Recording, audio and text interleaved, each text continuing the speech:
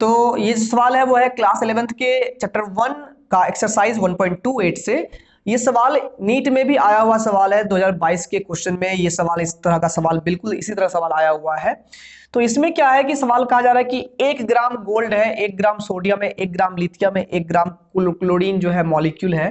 तो यहाँ पर सॉलिड है, ये गैस है। तो इसमें सबसे ज्यादा संख्या में एटम्स किस में होगा, सबसे ज्यादा संख्या में एटम्स किस में होगा। तो ये हमारा सवाल है, ठीक है ना। तो ध्यान दीजिएगा, सबसे ज्यादा संख्या में एटम्स की अगर हम लोग बात कर ले तो जैसे कि क्लोरीन में, तो यहाँ पर एक क्लोरीन मॉलिक्यूल में 2 एटम है, ठीक है ना। जितना भी मॉलिक्यूल होगा उसमें 2 से मल्टीप्लाई करना होगा टोटल एटम्स के लिए, और बाकी सब में एक एक एटम है। तो ये हम लोग को ग्राम से संख्या निकालना है, तो आपको मोलर मास की जरूरत पड़ेगी, क्योंकि आपको मोल निकालना पड़ेगा। सबसे पहले आप अगर 1 नंबर की बात कर ले तो number of mole of gold अगर निकालना चाहो तो वो होता है गिवन मास बटे मोलर मास, वेट बटे मोलर वेट, ठीक है।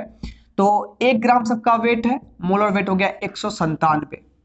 और इसी में अगर आप एवोगाड्रो नंबर से मल्टीप्लाई कर दिए तो नंबर ऑफ मॉलिक्यूल्स निकल जाएगा। नंबर ऑफ अगर हम पार्टिकल्स की बात कर ले या एटम्स की बात कर ले तो वो कितना हो जाएगा, एन नॉट बाई 197, जहां पर एन नॉट क्या है तो एवोगाड्रो नंबर है 6.022 10 टू द पावर 23, ठीक है ना। क्योंकि इतने मोल आए तो एक मोल में इतने पार्टिकल होते हैं, तो इतने मोल में कितने होंगे मल्टीप्लाई कर दिए, जो भी आए रिजल्ट सामने में है आपके। नंबर 2 की बात कर लिए, है ना। सोडियम की बात कर ले तो सोडियम का एटॉमिक मास 23 होता है, 23 AMU होता है। तो हम लोग नंबर ऑफ डायरेक्ट हम लोग मॉलिक्यूल्स अगर निकालें, number of atoms of sodium निकाल लें तो बड़ी सिंपल सी बात है। यहाँ पर 1/197 की हो, यहाँ भी मास तो वही है ना, तो 1/23 होगा, तो ये एन नॉट बाई 23 हो जाएगा। सेकेंड नंबर में एन नॉट बाई 23 हो गया। थर्ड नंबर की बात करें, थर्ड में क्या आ जाएगा, नंबर ऑफ एटम्स बराबर कितने हो जाएंगे, तो यहाँ पर लिथियम का एटॉमिक मास जो होता है वो कितना होता है, 7 होता है, तो हो जाएगा एन नॉट बटे 7 हो जाएगा। और वही अगर हम बात कर ले ओवरऑल अगर बात करें क्लोरीन Cl2 की बात करें तो क्लोरीन का मोलर मास कितना होता है, तो यहाँ पर 35.5, एक क्लोरीन का, तो 2 का 71 हो जाएगा। तो 1 ग्राम यहाँ पर है, तो क्लोरीन मॉलिक्यूल की संख्या, क्लोरीन मॉलिक्यूल की संख्या आएगी एन नॉट बटे 71, बोलो हाँ या ना।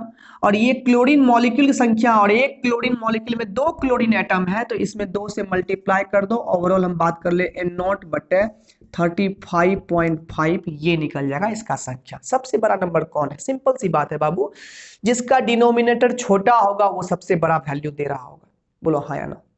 ठीक है, तो डिनोमिनेटर सबसे छोटा किसका है, 7 वाले का है, तो उसकी सबसे बड़ी संख्या होगी। दैट मीन्स जिसका मोलर मास कम होगा वही सबसे ज्यादा मॉलिक्यूल होगा। अरे सिंपल समझने वाली बात है कि मेरे पास जो है अगर 2 किलो मेरे पास छोटे वाले गेंद हो, 2 किलो कॉस्को बॉल हमारे पास में हो, और 2 किलो ड्यूज बॉल हमारे पास में हो, तो सबसे ज्यादा संख्या में हमारे पास किस में बॉल रहेगा, तो कहोगे छोटे वाले बॉल, बोलो हाँ या ना।